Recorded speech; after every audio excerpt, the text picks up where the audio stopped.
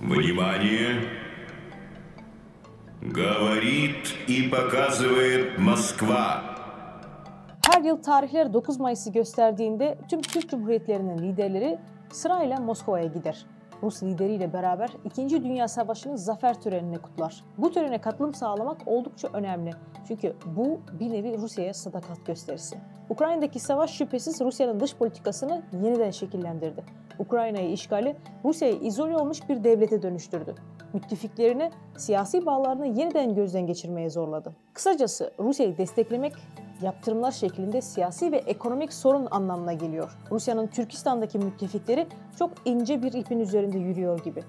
Çünkü bölgenin siyasi, güvenlik ve ekonomik bağımlılığından yararlanan Rusya'nın baskısı altındalar ve buna rağmen tarafsızlığı korumak zorundalar. Ve savaştan tam bir yıl geçmesinin ardından tüm gözler Moskova'daki zafer törenine çevrilmişti. Putin'in yanında kimler yer alacak?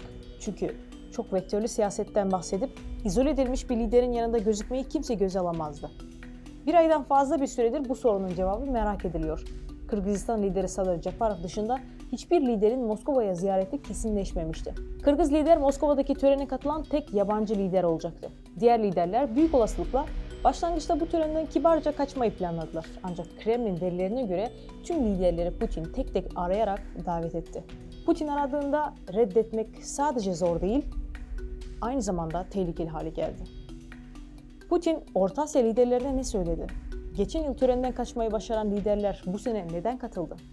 Ve tüm bunlar ne anlama geliyor? Onun'un yeni bölümünde tüm bu soruların cevabını arayacağız.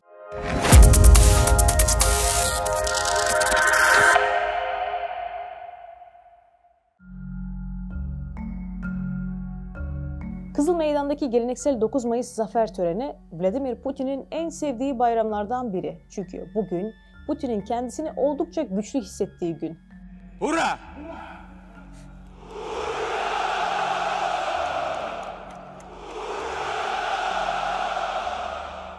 Ancak Kremlin sözcüsü Peskov'a göre bu sene mütevazı bir tören olması bekleniyordu.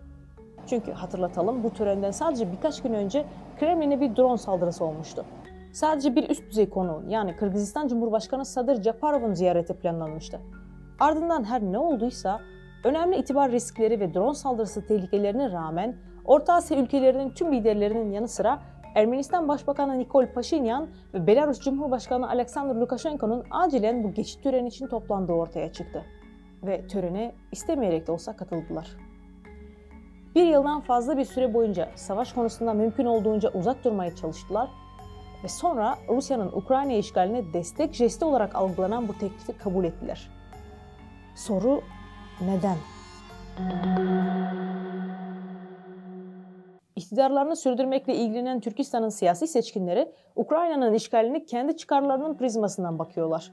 Bu nedenle Putin'e sadakat göstermeye devam ediyorlar. Rusya'nın Ukrayna işgalinin başlamasıyla her şey değişti. Putin 9 Mayıs bayramını saldırgan politikası için bir bahane olarak kullanmaya başladı ve Moskova'ya gelmek onun tüm bu emperyal düşüncelerini desteklemek anlamına geliyordu. Törende Orta Asya liderlerinin Putin'in özel operasyonunun başkomutanları ile birlikte Rus liderin arkasında vatan için kutsal mücadele hakkındaki konuşmalarını alkışladığı görüntüler her yerde yayınlandı. Bu görüntülerden sonra Türk Cumhuriyetlerinin Rusya'nın Ukrayna'ya yönelik saldırganlığını desteklemediğini kanıtlamak çok daha zor.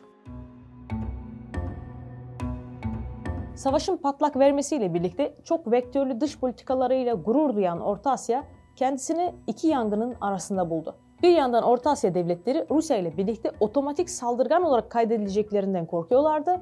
Öte yandan Moskova'nın askeri yardım çağrısından korkuyorlardı.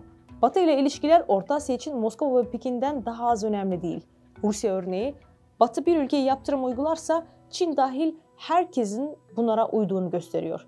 Birbiriyle savaşmaktan bir adım uzaktayken Orta Asya'nın hem Rusya hem de Batı ile ortaklıklarını sürdürmesi daha da zorlaştı.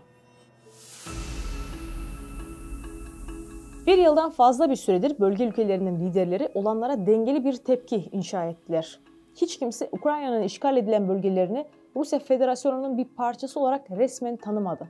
Будет реализовано на всем земном шаре, то вместо 193 государств, которые сейчас входят в состав Организации Объединенных Наций, на Земле возникнет более 500 или 600 государств. Конечно же, это будет хаос. По этой причине мы не признаем. Ancak aynı zamanda kimse Putin'i alenen eleştirmedi veya savaşı kınamadı. Herkes yaptırım rejimine uymayı kabul etti. Ancak aynı zamanda Rusya'nın kendi topraklarında yetkisiz bir dünyaya açılmasını özellikle engellemedi. Böyle kırılgan bir dengeyi korumak kolay değildir. Bu nedenle zaman zaman Orta Asya ülkeleri kaçınılmaz olarak şu ya da bu yöne yönelir.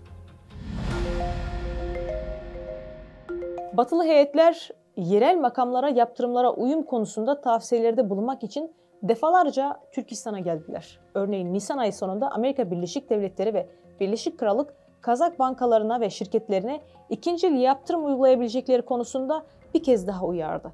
Özbek Merkez Bankası yaptırımlara maruz kalmanın artan tehlikesinden de bahsetti. Moskova örtülü ve asimetrik tehditlerle Türk Cumhuriyetleri liderlerinin geri adım atmasına sebep oluyor. Putin, Tokayev'in her açıklamasından sonra Kazakistan'ın Avrupa'ya petrol ihraç etmesini engelliyor. Avrasya Ekonomik Birliği ülkesinden ürün ithalatını yasaklıyor. Tüm bunlar tesadüf olamayacak kadar ard ardına geliyor. Tüm bunlar göz önüne alındığında Moskova'nın 9 Mayıs törenine gelmeyi reddetmesine verecek potansiyel tepkisini tahmin etmek zordu. Putin tarihe takıntılı.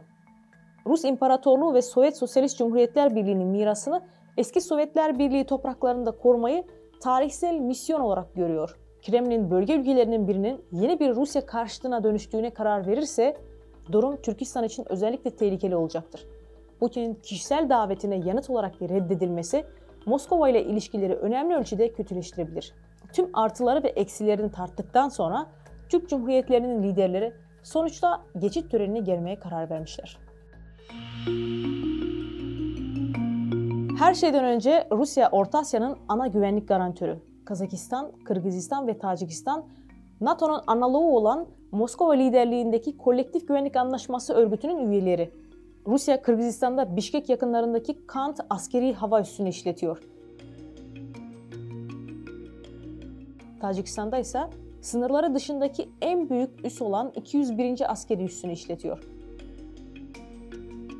Kağıt üzerinde bu üsler komşu Afganistan merkezli terörist grupların olası saldırıları için bir kalkan sağlıyor. Gerçekte bölgenin münhasır Rus etkisi altında olduğuna dair en önemli kanıtlardan biri.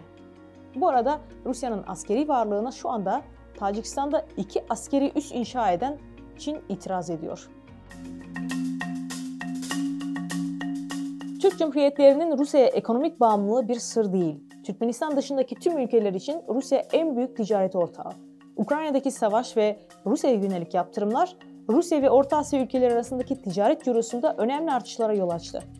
Rusya, Belarus ve Ermenistan'ın yanı sıra Kazakistan ve Kırgızistan, Sovyet sonrası alanda mal ve hizmetlerin serbest akışını teşvik etmeyi amaçlayan Avrasya Ekonomik Birliği üyesi. Vereceğim bu detay dikkatle dinlemenize değer. Rusya, Orta Asya'dan gelen büyük miktarlarda emek göçmeni için birincil varış ülkesi. 2022'de oradaki 3.35 milyon göçmenin %83'ü Kırgızistan, Tacikistan ve Özbekistan'dandı. Bu göçmenlerin evlerine gönderdiği paraları Kırgızistan'ın yaklaşık %31'ine ve Tacikistan'ın gayri safi yurt içi hasılalarının %27'sini oluşturuyor. Yani bir ülkenin işçilerinin yurt dışına giderek kazandıkları para sadece ailelerine gitmiyor, aynı zamanda o ülkenin gayri safi yurt içi hasılasını önemli ölçüde etkiliyor. 2 milyondan fazla Özbekistanlı göçmen Rusya'da. Dolayısıyla bu ülkelerin Rusya güdümünden hemen çıkmaları zor görünüyor. Türk Cumhuriyetlerinin Cumhurbaşkanları 9 Mayıs'taki geçit törenine katıldıkları için alay edildi. Binlerce bölge sakini bu durumdan dolayı utandı ve başkalarına Moskova'ya seyahat etmemeleri için çağrıda bulundu. Avrupa Birliği, Orta Asya Cumhurbaşkanlarına savaşta Rusya'ya yardım etmemeleri konusunda uyarıyor ve yaptırım uygulamakla tehdit ediyor. Ukrayna'da savaşın başlamasından bu yana Orta Asya ülkeleri diplomatik bir ipte yürüyorlar. Bu kararlar ister ulusal çıkarları uğruna, ister kişisel tercihler uğruna taviz olarak gösterilse de bu ziyaretler gözden kaçmadı ve onlara musallat olacağını kendileri de biliyorlar. Bu ziyaretin pragmatik güdüleri de var. 2022'nin gösterdiği gibi Orta Asya beklentilerin aksine Rusya ile bağlarını koparmadı. Aksine ona daha da yaklaştı. Aslında yeni gerçeklikler de Bir yıldan fazla yaşam, devasa, izole bir ekonomi ve diplomatik olarak toksik bir ülke ile bir arada yaşamanın karlı olabileceğini kanıtladı. Birincisi, Orta Asya şirketleri Batı ithalatının Rusya pazarından kaybolmasıyla rekor para kazandı. Tüm Orta Asya ülkelerinden Rusya'ya yapılan ihracat 2022'de %10'larca arttı. İkincisi, Orta Asya birikimlerini aktif olarak Rusya dışına ihraç eden Ruslar için bir finans merkezi haline geliyor. 2022'de Rusya'dan Kazakistan'a 770 milyon dolardan fazla transfer edildi. Bu da 2021'den neredeyse 7 kat daha fazla. Özbekistan'a 17 milyar dolar transfer edildi. Yani 2,1 kat artış sergilendi. Üçüncüsü, artık Türkistan'a her zamankinden daha fazla uluslararası ilgi gösterildi. Batılı ülkeler bölgeyi Rusya'ya yardım etmemesi için ikna etmeye çalışıyor, Moskova ise uzaklaştırmamak için uğraşıyor. Bu bir tür ilginin kısa vadeli olduğunu ve Rusya'ya yakınlığıyla ilgili olduğunu fark eden Orta Asya ülkeleri mevcut durumdan en iyi şekilde yararlanmaya çalışıyorlar. Bu nedenle bölgenin şu ya da bu yönde sapma gibi görünen çeşitli eylemleri Rusya'ya tam destek veya ondan kopuş olarak asla algılanmamalıdır. Bu sadece onların hayatta kalma stratejisi. Ben Nazgül Kencetay. Dikkatiniz için teşekkür ediyorum. Внимание! Говорит и показывает Москва. Her yıl tarihler 9 Mayıs'ı gösterdiğinde tüm Türk Cumhuriyetlerinin liderleri sırayla Moskova'ya gider. Rus lideriyle beraber 2. Dünya Savaşı'nın zafer törenini kutlar.